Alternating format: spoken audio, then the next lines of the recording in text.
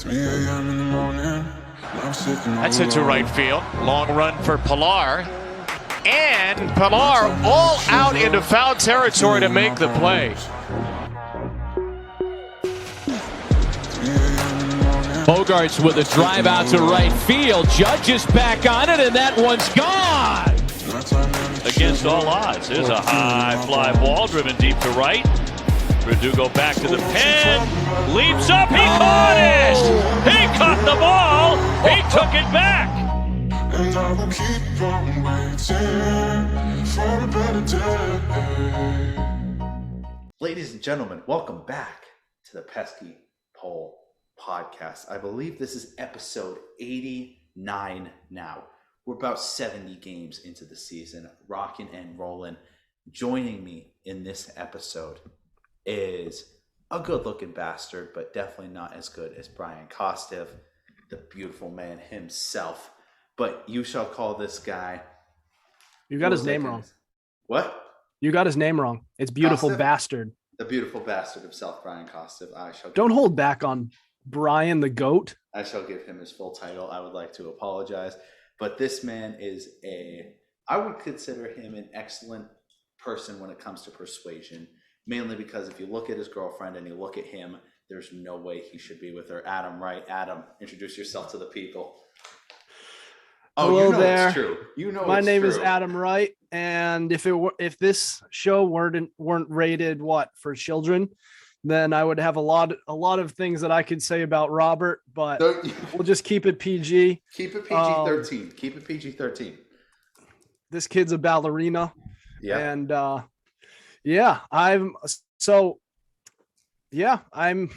my name's Adam Wright, and I'm the host of the Fumble Rooski podcast. That is all.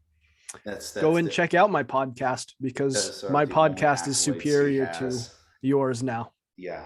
Bull. All right. I'll get more views on this podcast in this one episode than you'll get in the entire month of yours. So you're gonna get 100 I had one episode where I hit like 300 on one episode, one download. One episode. I think it was episode 70 something. The one where you had Garrett Whitlock before he turned into a stud does not count. That one blew up on YouTube. It did not blow up on Spotify though. That one got like 500 views on. Yeah. Yeah. And it's too bad that Zach Bryant didn't shout you out on that bastard.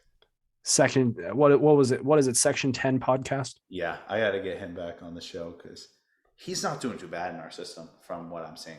But anyway, first of all, Tank Top Robert back in the building. You already know. Yeah. Adam's jealous. You can see it on his face right now. Sure. It's pure jealousy. But we got a lot to talk about. So maybe pure gaining the urge to give you a sandwich. Okay, let's get right into it without any further delays from the dumbass. All right. First of all, we kind of suck. Kind of, not really. We've definitely been turning it around.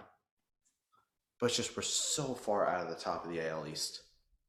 Like so far it's now like physically hurting me. Yep.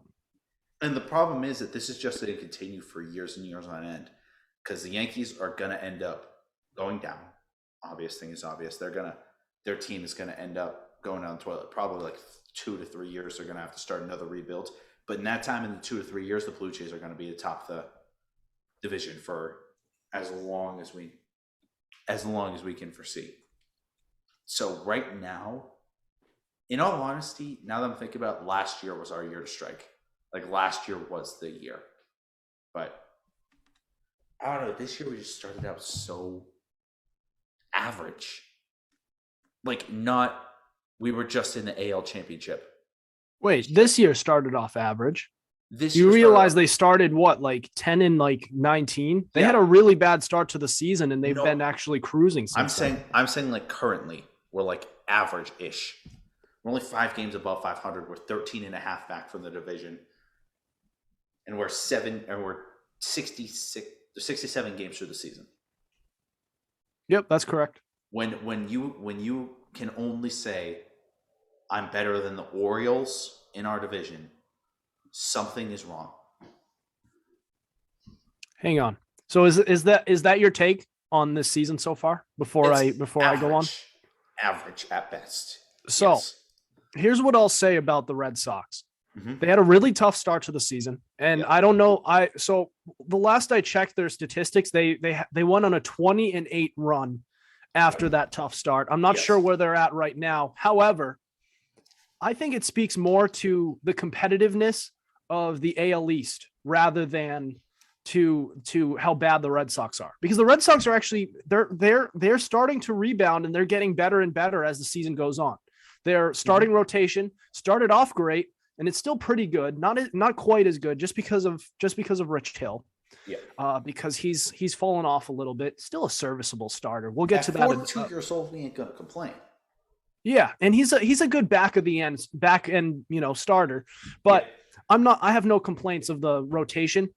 Where the issue is and what's going to hold them back is the bullpen. And the bullpen, they haven't had anybody until recently, and I'll bring this up. I'll bring this up in a little bit. Until recently, we have nobody who we can hand the ball to in that bullpen and legitimately trust. Yeah. And It's I a think crapshoot every time. it's just getting better. But here's what I'm saying. They're getting better and better record-wise as the season goes on. The month of June has been great to them, and so has half of May. So I think that I'm actually pretty happy about where they are so far, and I could see them winning 90+ games by the end of this season. I really could, because and yes, they're in fourth in the AL East, but look at how close they are to Tampa. They're only a half game behind Tampa, and they're only 2.5 games behind the Blue Jays. And that number used to be like astronomically. They were so far behind both of those teams, not just the Yankees, but the other two below the Yankees. And now they're actually pretty close. So I could see them. I'm actually very optimistic about this season for the Sox. So we still have about a 60% chance to make the playoffs according to Baseball Reference. So we still have a decent chance to get to the playoffs, but half game out of the wild card. Yeah. Yeah. But you brought up a good-ish point before I will explain. You said before we hit the record button that if you put the Red Sox in any other division, they'd be competing. Correct? Yes. Let me pull up the standings, but yeah. I got you. The Twins, or the AL Central, would be a game and a half back of the Twins. Yep. The AL West would be 5 games back of the Astros, still in second place. Yeah, they'd be in NL contention. East, we would be 8 games back of the Mets. That's NL Central, manageable at this point in the season. The NL Central blows, so we'd be in third place, but only 2 games back. And then against the Dodgers, we'd be 5 games back in the NL West. So there's two other divisions where we would be competitive. We'd be fighting for first place. The rest of them still a good ways away. What's your definition of competitive, though? Because 5 games back is manageable. And even at this stage of the season, I know 8 games doesn't look good, but it's manageable at this point in the season. Yeah, that's what I'm saying. It's still early. We're not even halfway through the season yet. Like, we still got another 20 games or 15 games or so before we're halfway through. So we still have plenty of time. But at this point, in competitive, I would say would be about 3 games. Call me back in about 3 weeks, and the standings are going to be completely flopped. And it's going to, but right now, in terms of being competitive in division, we'd only be competitive in really like 2. And those are both the Centrals, which both blow. Can I bring up one other point? No. Nobody likes No, I'm bringing this up. I think you're measuring the success of this season too much on whether or not they can win the division. Last season, they made the playoffs as a wild card, and they were able to make it. I'm not saying win the division. No, ALC, I am not saying win the division. At this point, it's kind of done. If the Yankees somehow blow this, we are never letting this go on Yankees fans. We will be talking so much shit to Jay Hill. You already know. You know that it won't happen. It's a fun thing to fantasize about as Red Sox fans, but it's not going to happen. It's not going to happen. The Yankees. But then again, I'm sure a lot of people said that about the 2004 ALCS. It's not going to happen. Yeah. But look, they're in very, very close contention for the wild card. Only a half game back, and they've been winning games. They just took 2 out of 3 from the Cardinals, which was very impressive. I didn't think they would get out of that series. Cardinals have been hot, so yeah. They were 10 games above 500 when they ran into us. Now they're just 8, and we're talking about them as a meh. And that's because they just ran into us. Yep, Cardinals are leading their division, tied with the Brewers. So I'm pretty optimistic about where this Red Sox team is. And it looks like the stat nerds are going to be right again about Trevor Story and bringing in it was interesting how they this offseason, how they addressed the starting rotation. So you said the word shit. I'm going to say it. They threw shit at the wall and hoped it would stick. And two of the 3 shits that they threw at the wall have worked out. So far. So Michael Wacha looks great.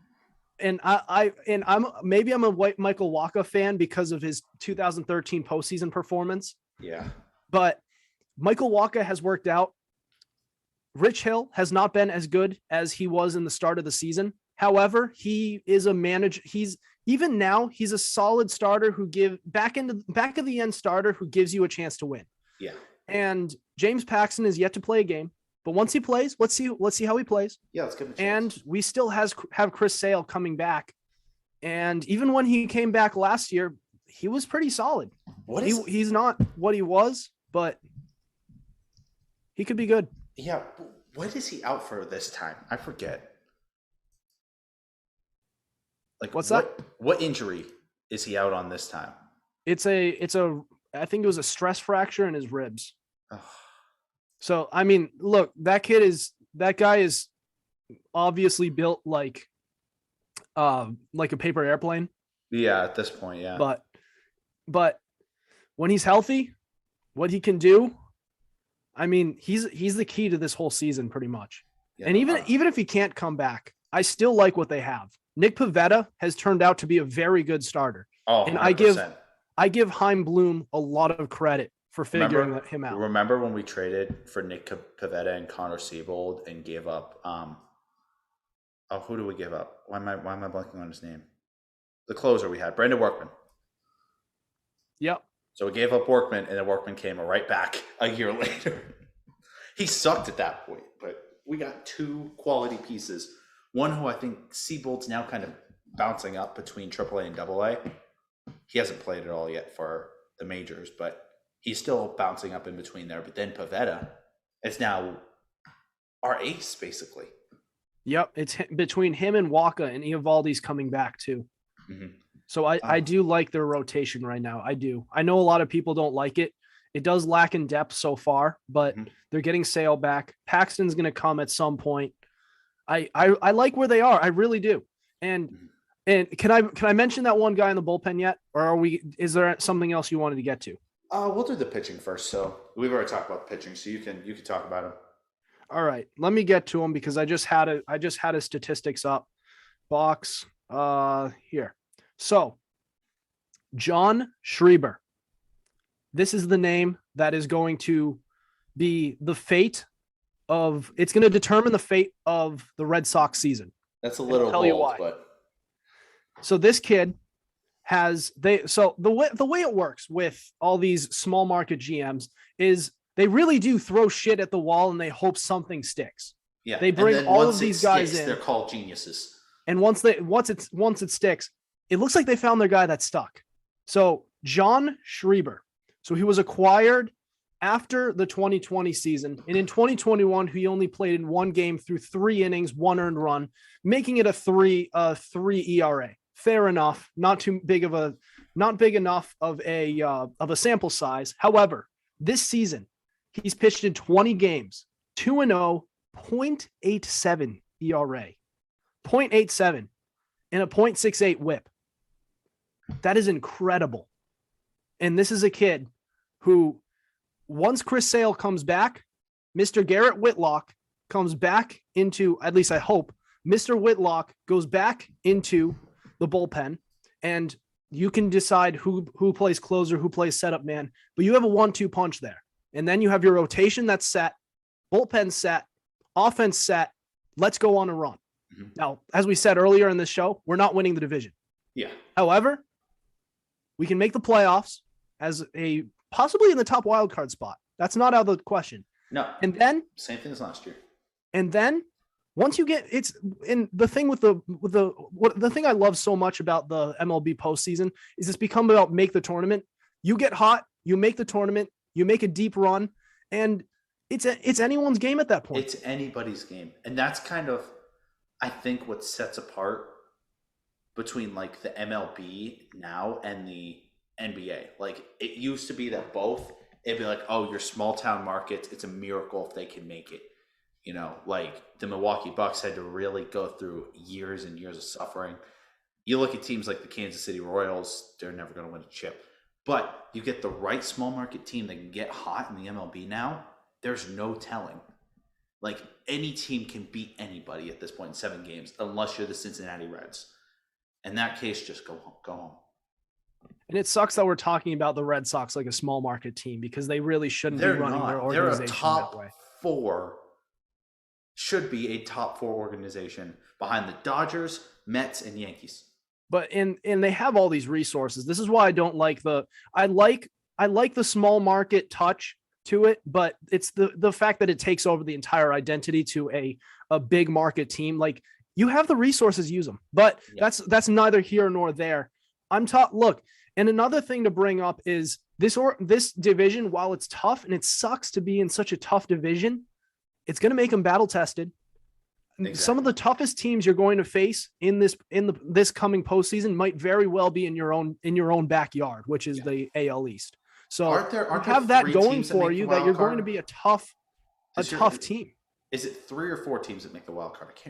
No, it's 2 from each 3 division. teams make the wild card, but you have the Yankees who are leading the division, and then you have Toronto and Tampa Bay who are right behind you.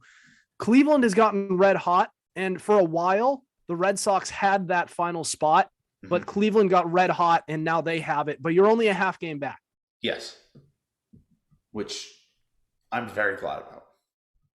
Absolutely. Right. So we still have a legitimate shot, but there's a legitimate chance that all 3 AL East teams can make it. We're going to have 4 AL East teams in the playoffs.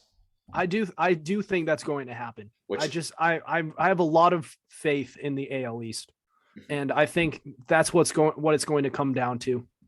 Yeah. Hold on a sec. I just want to make sure of that. How many teams make it in the wild card?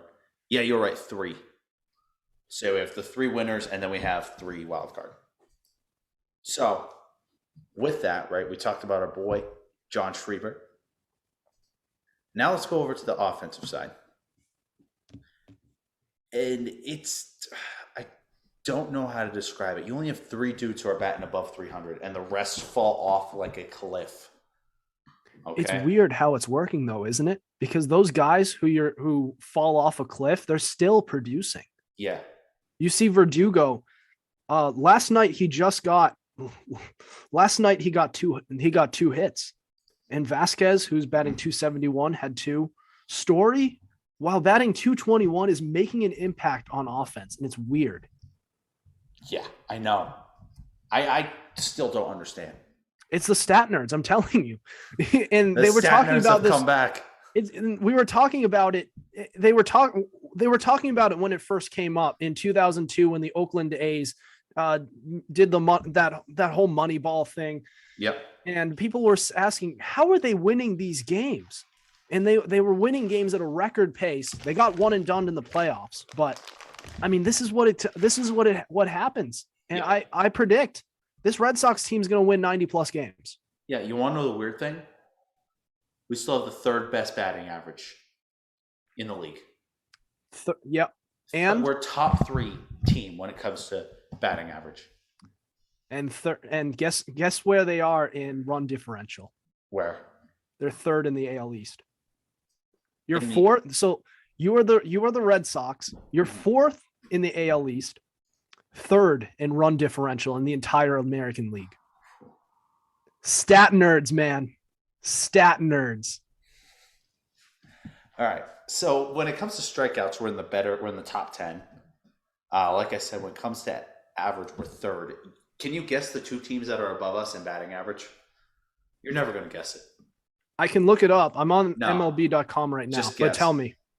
I'll go with the Yankees for one. Nope. Yankees are The Yankees top. aren't above us. Yankees are 10th. 10th. So I could go with the Astros. Astros are. Are we going American League or can I tap into the National League too? NL? NL. Everybody. So I'll go with the Dodgers. Nope. Jesus Christ. Dodgers Who are is it? 12th.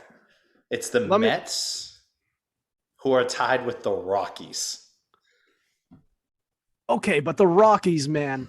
If you like, look, you go that I'm saying that you need to come with stadium me to is a like game to Coors Field. that stadium is like playing on Mars. Yeah. And you look at the statistics, the splits between players once they leave that stadium when they're not playing 81 games there, it's like night and day. Yeah. It's like you're playing at such an elevated surface that like the balls just fly. Yeah. Here's the thing, though.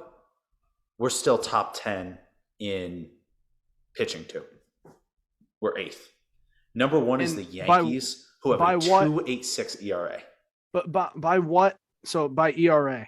So Yeah, yeah, by they're ERA. 8th. Tied for 7th, actually, Tied for 7th, yes. with the Atlanta Braves. How are the Yankees batting at 2.86? That's where they're winning their games. Is going quality pitching. Still, damn. You know what I want to find though? What? What statistic I do want to find? Top 10 in strikeouts, too. Blown saves. Who is in the top 10 in blown saves? Let me see. Because I couldn't tell you how many games, especially early on in the season, where they had a chance to win and they had a lead late and then they blew it. Most infamously, that one game against the Orioles, the cellar-dwelling Orioles in the AL East, where they had an 8-2 lead go into the 7th inning and then proceeded to blow it and they lost 12-8. Okay. Do you have the stats right? All right. Go from 10 down. I need the drama You need the drama? Yes. Okay, so tied for that spot are a bunch of teams, all with 10 blown saves. All right, give me one. Athletics, Okay. Cubs, Rangers. Mets. I don't really care about Can you just skip to 9? All right. I heard a few of them. Okay. The next with 11 blown saves is the Braves. Braves. Okay. 12 is the White Damn. Sox. 12 is the White Sox. 13 are the Rays and the Angels. Rays and Angels. And So the Rays, the other small market team. the only team with 14 blown saves are the Red Sox. I told you. So they're league leaders In blown saves. in blown saves. If you win half of those games, With win with half one of those the games. least amount of save opportunities in like the league. In the top 10 of blown saves, they have the least amount of save opportunities with only 26. So we blow more saves than we actually save. That's hilarious. So the least amount of save opportunities, but the ones that you get, you're blowing. Yep. That's awesome. Like that's about a 56% rate of blowing saves. Think about I'm gonna pull a Ron Burgundy by saying that's not even. I'm not even mad. That's amazing, dude. Like, let's see. think Are there about- any other teams that are 50% or more when it comes to? I don't even think so. Think about it No. Think about it that way.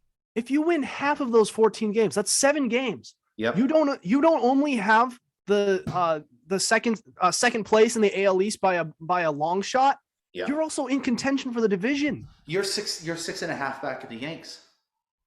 You're in contention for the division if you win half of those. So this is my so as much as I've been crediting the stat nerds, this is my problem with them. A lot of times they take their strategies take so long to get going.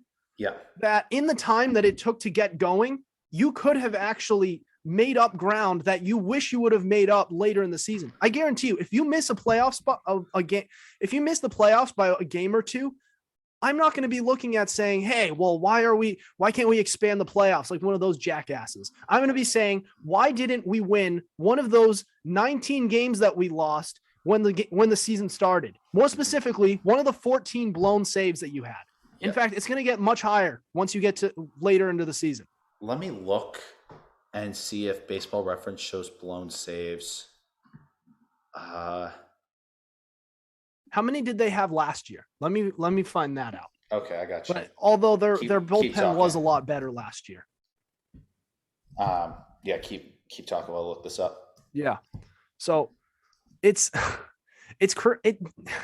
that just a crazy statistic? Yeah. 26 so only 26 save opportunities, which is the lowest in the league. But you also have the most blown saves at 14. Again, if you win half of those, you're 6.5 games back, which we mentioned all the other divisions in the league. If we were in where we would be, the worst was eight games, but there were a couple 5, and there would be one where there were a couple where they'd be in a half game back or 1 game back. It's just, oh God. Okay, and so that's showing 20. Have you found it yet? No, it's actually hard to find. Yeah, it's a tough statistic to find, but I feel like it's a lot more, it's a lot more important than people might think. But 100%. Like, those are games you should have in the bag, but like in that's a telltale sign of how good or how bad your bullpen is. Mm-hmm. If you have so many blown saves, and what I will say is it is really tough to tell. It is very hard to find good bullpen pitching because pitchers will, how they pitch it varies from a year to year basis. There's pitchers who could go, their ERA's in the 5s 1 year and it's in the 1s 1 year. Then it goes right back to the 5s. Yeah. It's really just tough because, I mean, you look at the nature of how it is. If you get blown up once over the course of a season, you get blown up once, then it screws up your ERA for the rest of the year. Mm-hmm. So you could otherwise be a really, really good relief pitcher, but it won't show it in the statistics, but it might show it in blown saves, which is a statistic that nobody looks at. Yes. Jeez, this is hard to find. Have you found it yet? I mean, it's like I'm leading your show here. Well, yeah, which you have trouble leading your own show. So, I mean, it's just. How many episodes do you have? This is number 89 for you. Yeah. How many am I at? How many am I at? I don't think anybody cares. I have plenty of people who care. Yeah, whatever. We can't find it, but still 14 out of 26 chances. That is honestly just laughable at that point. Yet we're still a top 10 team in ERA. So our starting pitching is getting us there. Our setup guys are even doing minimal / their work to get us to the promised land. And it's whoever's coming in to close on a given day because we don't have a freaking closer. Yeah. And so I don't know how I feel about Whitlock being the closer because I still kind of want him to be a starter eventually. Yeah. But they do need him in that bullpen. And I really don't think they need that much help in the rotation. Sale's coming back. Paxton's going to play soon. And you already have several pieces in that rotation to take and run with. And once you get Whitlock in there with Schreiber, then you can just look at the bullpen in the trade market and you trade for just one guy. That's 3 guys in the bullpen, which is an above average bullpen. Okay, so you can take deep into the playoffs. Here's the problem. You know how many people we have who have saved a game for us this year? How many? 7. 7 different people have come in the 9th inning to save a game for us. That might be the start. The 7 are Schreiber, Jake Diekman, whoever the hell that is, Whitlock. I know who Jake Diekman is. He was their prized bullpen acquisition this past offseason. He sucks. He sucks now, but right. He ain't no prize acquisition. Whitlock, who's a starter. Matt Barnes has 2. Hansel Robles has 2. Matt Strom has 3. And Tanner Houck is technically our closer with 4, even though he started 4 games this year. Ooh. This is the definition of a shit show right here. Hasn't 2 of our Robles had save guys are starters right now. Hasn't there hasn't Robles actually been all right? Let me look him up. 4.71. Oh. Yeah.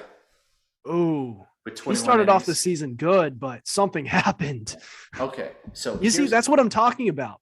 Like, you have that one really bad start, or 1, 2, 3 over the season, out of the, let's say, 60 games you appear in. Yeah. And then your ERA goes to shit. Yep. That's how it goes. Great And thing, isn't it? Because So- Hansel Robles has actually otherwise been pretty solid. He's Yeah. been all right, much better than last year. I mean, Matt Barnes has pitched 17 innings, has an almost 8 ERA. Let's see who else here. Phillips Valdez has pitched 13 innings with a 5.4. We don't talk about my boy Josh Frankowski. He's just getting his feet under him. Our best pitcher, Kevin Plawecki, with that Kevin- 0 ERA. How many games though? 1. I don't need to say anything about that. He's our backup catcher. All right, let me make a joke. Hansel, he's their catcher. Yeah, Kevin He Plawecki. pitched a game. Yeah, we're getting How blown many out. innings? Just 1 shutout inning though. Only allowed Oh, 1 hit. boy. Hey, you know what? Kevin Plawecki might have a future on the mound. But yeah, like you said, Jake Diekman, or not Jake Diekman. Where is he? John Schreiber, our best guy out of the pen. 0.87 through 20 innings. I found the part where, so MLB.com is graceful enough to give us the splits through the last 7 games, through last 15 and last 30. Yep. So for Hansel Robles, so through 30 games, which he's played in 21, so 4.71. However, in the last 7 games, 9.45 ERA, so 6.2 innings pitched, 7 earned runs. 7 earned runs. That's going to kill you. That's And- a 9 ERA right there. His last outing, 0.1 innings pitched, so he didn't even make it through a full outing. 4 earned runs. 4.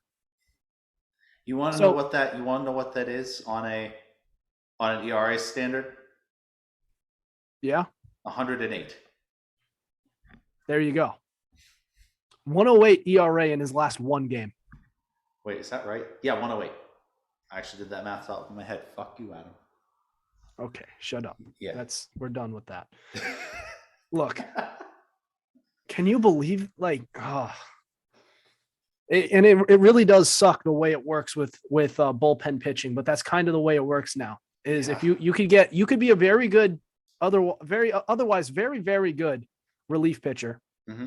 That 1 game you pitch in, you allow 4 earned runs. You don't even get through you don't even get through 2/3 of an inning. Mm-hmm. That's just bad. That's bad. That will kill an ERA. But our Lord and Savior, John Schreiber, is going to come to the rescue.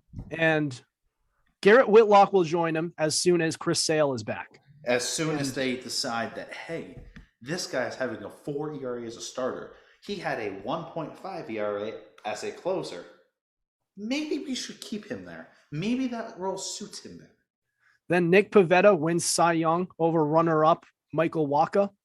And then Nathan Eovaldi is going to have a good season as their 3 starter. Yeah, And okay. Chris Sale is going to be their back of the rotation starter with Rich Hill as their number 5. Okay. Things are going well in Fenway Park, as you can see by the way we're talking about their team. Yeah. So I have to ask a question. Sure thing. Who in the blue hell is Rob Refschneider? Rob Refschneider, wasn't he their start? Hang on. Wasn't he their leadoff hitter? Yes. Last So night? I'm just going to say this, okay? So I'm as y'all know, I haven't put out an episode in a little bit. right? I'm still keeping up with all the games, still watching, still listening on the radio as much as I can. I get notification on my phone. Red Sox submit their lineup card. I'm like, all right, cool. Let me just scroll through. Leading off, Rob Refschneider. And I'm looking like, who the fuck is this? I'm like, who? I've never heard the name Rob Refschneider before. Apparently, he's been in the MLB for like almost 8 years now, from 2015. And the dude's just been average, like 200, sometimes even lower. Like this time with the Yankees, he had a 135 batting average. But he's been around the low 200s, high 100s batting average. 391 this year so far. In 23 at bats. Yeah. He's played in 9 games. Pretty good. 23 at bats, a 391 batting average. He's their next leadoff hitter. Where the hell did this guy come from? Sounds like the Oakland A's and Tampa Bay Rays fuckery that we see. Yeah. Who is this guy and why is he making an impact? Yeah, and why is he actually doing good? But it's perfect if we have him come off the bench. Because, our right field spot right now is being controlled by Franchy Cordero and JBJ. They're throwing shit at the wall and hoping that it sticks. AKA Rob Franchy Refschneider Cordero. Was the shit that stuck to the wall. It didn't just stick; it thrived there. Okay, and you can screw Franchy Cordero. Franchy Cordero. Hey, I'm sorry. Hey, we don't talk about my man Franchy. All right, he's been there. He's been doing good. Let me look at. Let's see exactly how he's been doing. 216 batting 216 average. Batting average, 3 home runs, 18 RBIs, 664 OPS. Yeah. Oh, yeah. Those are some beautiful numbers. That is just amazing. Yeah. 663 career OPS. That's awesome. His speed. He's known for his speed and his power. Yet through 70 games in the season, 3 home runs, 1 stolen base. Yep. It's great. Love it. Love to see it. But if you just look at through some of the names on our bench, you just think to yourself, who in the hell? Like, I play a lot of MLB The Show, and I do a lot of Red Sox rebuilds, and I don't know who the hell these names are because I cut them after 1 year. They're never supposed to make an impact at the MLB level, right? So if we look through our guys who are playing it mostly on the bench, right? Franchy, who I may have offered a 15-year deal to in MLB The Show. Adam thought it was a great decision. What is it, $1 million a year? Yes, exactly. It was a 15-year, about $16 million contract. Jesus Christ. If he was actually like in real life that actually happened, he'd probably slap you in the face for that deal. He would take it. That's a Bobby Bonilla kind of paycheck right there. But that means if he were to, let's say he were to actually pan out and turn into a superstar, you're stuck on that. You're stuck on that $15 million deal, and you are severely underpaid. Yeah, but in what world is Franchy Cordero gonna become a superstar? Hey, you're the one who's talking him up, not me. I'm just saying if it happens. All right, Christian Arroyo, who has been good, just struggling at the plate for us. Kevin Plawecki. Enough said about that. Jared Duran. We got to talk a little bit about him. He just started. He just made his. No, he's been here. I'm thinking Jeter Downs. We'll talk about Jeter Downs in a minute. Oh God, he sucks. But Jaron Duran, man, Hasn't been bad. Duran. 2 for 3 in one of the games he played in. Yeah. 269 average so far this season. 807 OPS. So for a batting average that's as low as it is, not that it's low. 269 is solid. Nice. It's fairly nice. Yeah, it's nice. It's nice. Yeah. 807. Very, he has a better. 623 career OPS, but that's only because of his performance last year. But clearly he's gotten some seasoning on the big league from AAA down in Worcester. Exactly. Over at Polar Park. Yeah, no, we don't talk about the goddamn Blue Sox, okay? Then we got Travis Shaw, who is kind of just here for the good old fashioned nostalgia. Yep. Jonathan I remember him. Arauz, yet to have a hit in 12 at bat or in 10 at bats. Yeah, but it's only 10 at bats. Yeah, That's only not 23, really though. much. He's the guy we got on the Rule 5 who's just going to kind of make his way between AAA and the bigs. Connor Wong, only a couple at bats, 167, and then Jalen Davis. Who in the hell is Jalen Davis?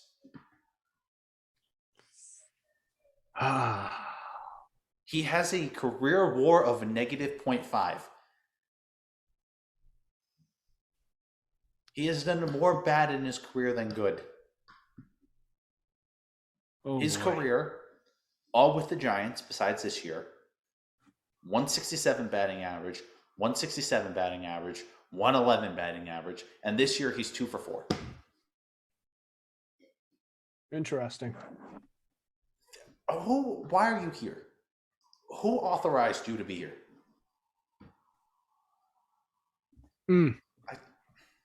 You know, it's crazy that Jeter Downs has actually been called up, though. Yeah. Because he hasn't done anything good in Worcester since he was called up. Mm-hmm. Touche. Yeah. I think it's still a little early. Maybe he's just trying to get some big league at bats to figure it out. Who the hell knows? But Jeter Downs, so far, big time bust. And low key, Alex Verdugo, another guy, a piece of that Mookie Betts deal, hasn't been working out either. He's basically the second coming of Andrew Benintendi. And you know me, I like my Andrew Benintendi. If it were up to me, I would want him back on this roster. However, if you're going to trade your franchise player, a generational talent in Mookie Betts, you don't get an Andrew Benintendi for him. You get another Mookie Betts caliber player, because I understand it's tough to get that again. But Alex Verdugo? Yeah. Not there yet, obviously, but has the potential. Maybe. At this point in Mookie Betts' career, he was already there.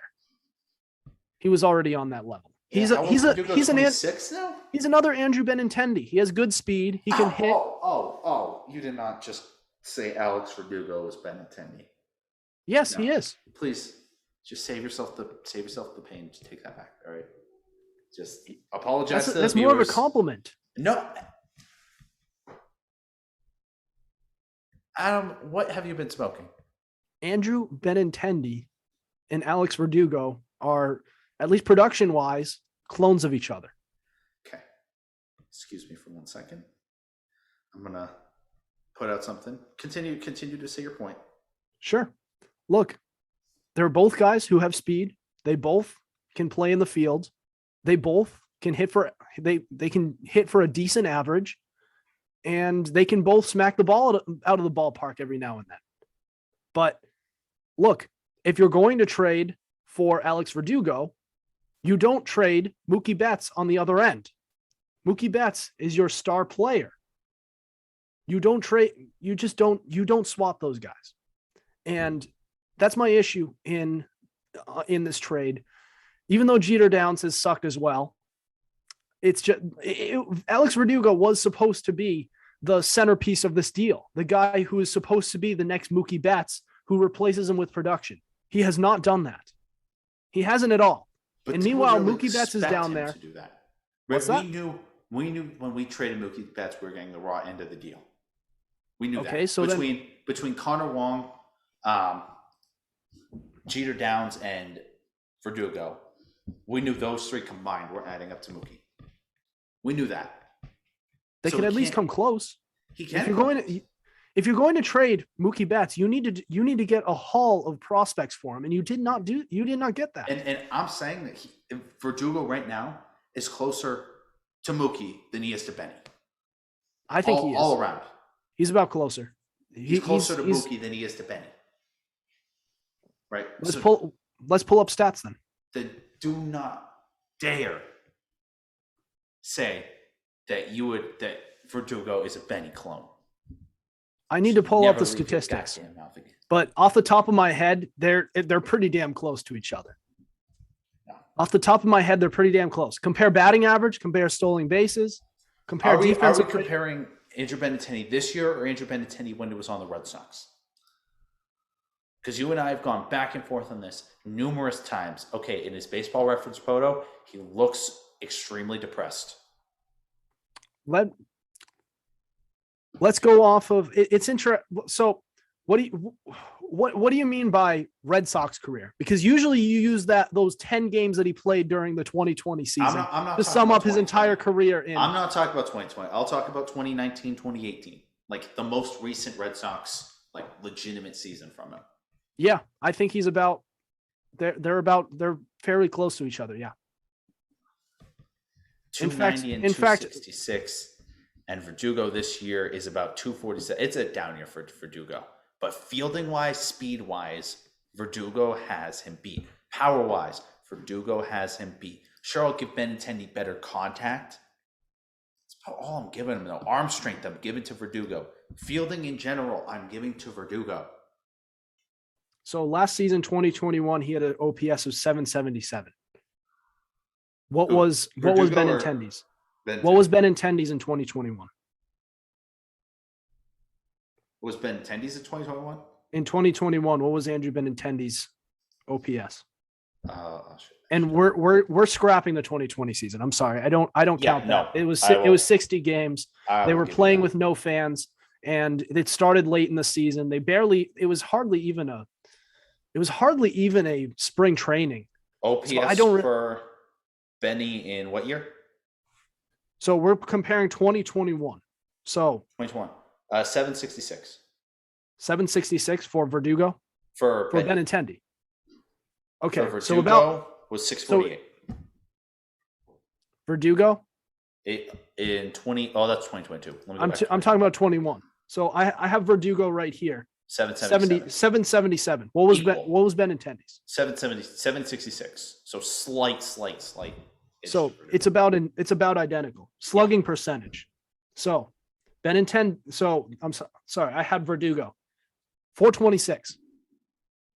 Now Benintendi might be slightly lower just because he doesn't have quite as much power as Verdugo, but 442.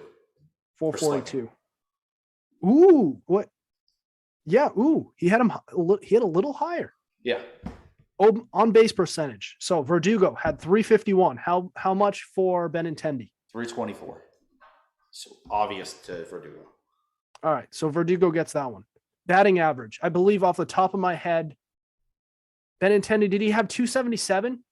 I knew he was in the 290s earlier on in the year. So I think he slumped to end the season. But for what's that? Batting average. So this is about the most basic statistic there is. But 289 for Verdugo. So I believe he had him because I think Benintendi was 276. 276. Still respectable. So still fairly close. Mm-hmm. Now let's go to stolen bases. Verdugo had 6. How many for Benintendi? Benny's going to have him on speed. 8. So 8. There you go. And how many times did he strike out? I have 96 for Verdugo. Strikeouts 97. Same. So identical. Walks 51 for Verdugo. 36 for Benintendi. Okay. So that explains the Verdugo has shown a little bit more patience. More discipline, yeah. All right. Home runs. Verdugo had 13. How many did Benny have? I believe he had him in the statistic, but 17 for Benny. Ooh. He had a good season in 2021. It's not a bad season, but I'm going to say this, and I've told you this before, and I'm sticking by it. Benintendi would not be as good if he was in Boston. I think he would. I'm going to go and disagree on that. I think it was just a tough year. It was only 10 games. And if you look at the rest of his career in Boston, he was actually pretty good. Mm-hmm. And look, I don't take that COVID year I take that COVID year with a grain of salt. And I think Benintendi would return to his old self had he have stayed in Boston, and he would have remained and I don't think people give him enough credit for the way he plays in the postseason. That kid can hit, and he can hit better than Mookie did. He's given us some postseason moments. I won't deny. But I'm still saying Sonny Gray syndrome with Andrew Benintendi. Pressure got to him. As soon as the media turned south on him, everything else went south.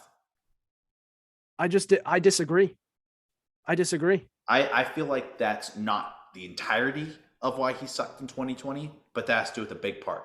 Is the media started saying this kid's slipping, his stats are just getting worse and worse every year. The media started to turn on him, and that made him kind of go down. And that's why in Kansas City, there's no real media. There's no pressure in Kansas City. He can just go out there and play the game.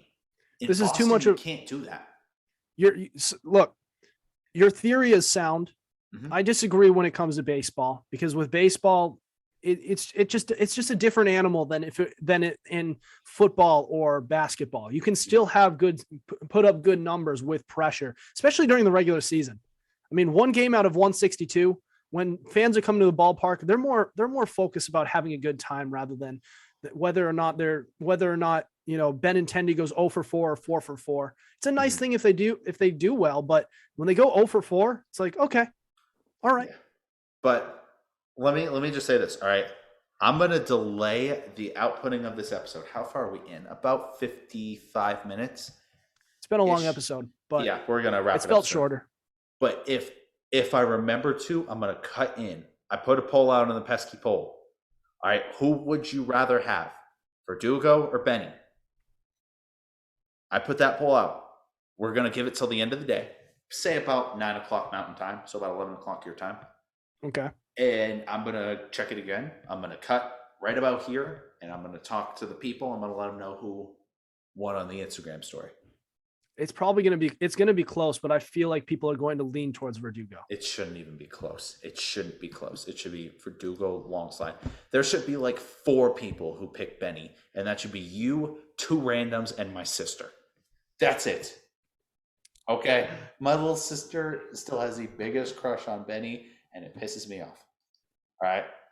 Last thing we got to talk about real quick is the Red Sox now have to cut one pitcher or bring them down to the minors before tonight's game.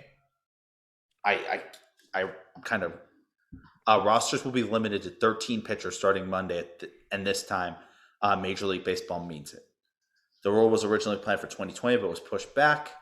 And now June 20th is the official day, which is today, where they need to bring somebody down to the minors. My question to you, Adam, is who should it be, and why is it Hirokazu Sawamura?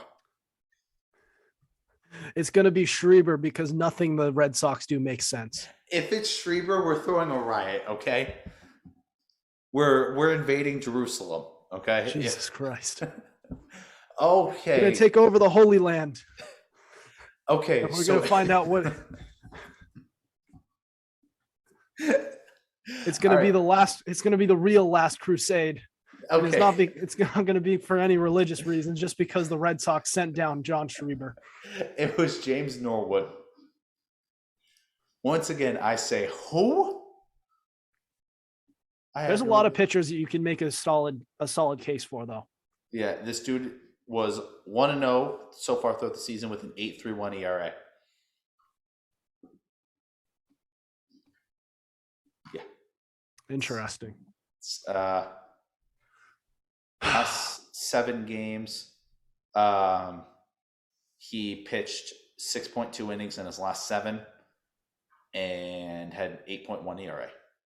And that's the lowest. You know, Jay Groom is technically on the 40-man roster. Remember when you don't remember him? Jason Groom. Barely. He was taken, and he fell to us after, I think it was after the 2016 season. And he was this really very highly touted pitcher. Mm-hmm. And it turns out he didn't do much, and he made it to Double-A, and that's about it. Okay. And so he was drafted in 2016, and 2.70 ERA between Greenville and Lowell. Mm-hmm. Rip Lowell, because they're not here anymore. Between two teams. I had inside information that Lowell was coming back, and that inside information lied to me. And then in 2017, between two teams, 5.69 ERA. In 2019, 2.25. Nice job, Jigrum. In 2021, 4.81. Now he's in AA. And so far this season, 3.67. So this kid was a highly touted prospect, and I think it was attitude issues for the reason why he wasn't able to attitude or some other off the field, maybe partying or something. Mm-hmm. And he fell to us. However, now he has a 3.67 ERA in AA Portland. So we'll see how he does, but he's technically not on. He hasn't made an appearance on the big league level yet. Just so you're aware, so far, I posted this 12 minutes ago. It's 5-2 Verdugo. 5-2 Verdugo. Yes. Which people has your sister voted yet? No. So there's already the two randoms, and I'm yet to vote, and so neither is your sister. Let's call these people by name real quick. Matthew Zarazzo and Grayson Lorton. Benny Buttcheeks. Of course they're gonna. Come on. Either of you are listening. When you call him Benny Buttcheeks, DM. of course you're going to vote against him. It's hoping you wouldn't see that small detail. Jeez. Hey, and that's his nickname though. God given. They may not even know who he is. There's a lot of people. Okay, named you're Ben. not a true Red Sox fan if you don't know who Benny Buttcheeks is. Okay. I'm sorry, but all right, you know damn sure. All right, last thing before we hit the end record button. Adam. Yep. Ready? Why in the blue hell did you say the Colts were going to win the AFC? We're going to be AFC champs. I didn't say AFC champs. I said they'd make an AFC championship. And that wasn't a prediction. That was just their ceiling, like the best they could possibly do. Yeah. Okay. Explain to me how it's possible that that's the best they can do. Well, they have talent everywhere on the field. They have a good defense. They have a good offensive line. They upgraded at quarterback, and they have a solid receiver. Their running game is elite, and also single solid receiver. And who? Michael Pittman. And Pittman put up very good numbers with Carson Wentz throwing to him. Which he did. Now you add in Matt Ryan, and he's going to become elite. Yeah, and then after that, you just need to find one serviceable number two. Yeah. And if you find that number two, then you're in the AFC Championship. No. Playoffs, very strong yes. possibility. Playoffs, yes. Can they win their division? Absolutely. Yeah, that's consensus. They're most likely going to win the division unless Traylon Burks actually becomes the second coming of AJ Brown. But so who's past that? It's a two-team race for the AFC South. And with the Colts having the leg up. Yeah, which I'd say. But with the Colts, first round exit. Yes. First round exit. It's a possibility. There's no possible world where they make it all the way to the AFC Championship game. I see it. It's a possibility. I see the Titans making it to the AFC Championship game before I do the Colts. I think the Titans have that ceiling. I don't think the Colts have that ceiling. The Colts have that ceiling. Absolutely not. If you see Ryan Tannehill in the AFC Championship, then we're going to put Matt Ryan in there as well. Is that when we invade Jerusalem? When Ryan Tannehill makes the AFC Championship? Yeah. Yes. All right. We ride at midnight, bitches. All right. We ride at dawn. So that being said, thank you guys so much for listening. If you did get through this entire episode, Adam, plug yourself. Oh, yeah. Go check out the Fumble Rooski podcast. If you like hearing me talk about baseball, you're really gonna love me talking about football, especially with the Colts possibly making the AFC Championship. It's not a prediction; it's just their ceiling. No. And we talk all things football, and we love our listener engagement. So we have this thing called the Fan Box, where we put out a question filter and we ask, a basic question, and we shout you out when you answer. We talk about you on our show, all good things, of course. Who was the one to give we you have a idea? guest on every week. Who had the original idea for that? That was me. It was not you. Hell no, you took that from me. I did not take that from you. Bullshit. You took that from me. Brian recommended that I do something like that, and I took it a step I further and I said, recommended you know what? do something like that. I told you, hey, this is a fun thing I do on my show. This was back when I had Ari. I want to bring it back, but I'm probably not. This is when I had Ari on the show. He would always come up with that question that we would put up 6 hours before we recorded, if we could, or the night before. Oh, I do it like 24 so that it's off by the time we go on, because I don't want people to be left out. Oh, we just do it like a couple hours before. But we would do that. That was Ari's thing. You don't disrespect Ari. Okay. All right. I put out a post. Dude. I put out a post. I shout them out. Yeah. I feature them on the show. I have them on the show as a guest. We do a lot of good things for you guys. If you guys check us out and give us a follow, we love our engagement. We love our fans. So we want to return the favor. So that's what we like to do. So our podcast, our main page is not only promoting our podcast, but also daily NFL coverage. So you guys get the best of both.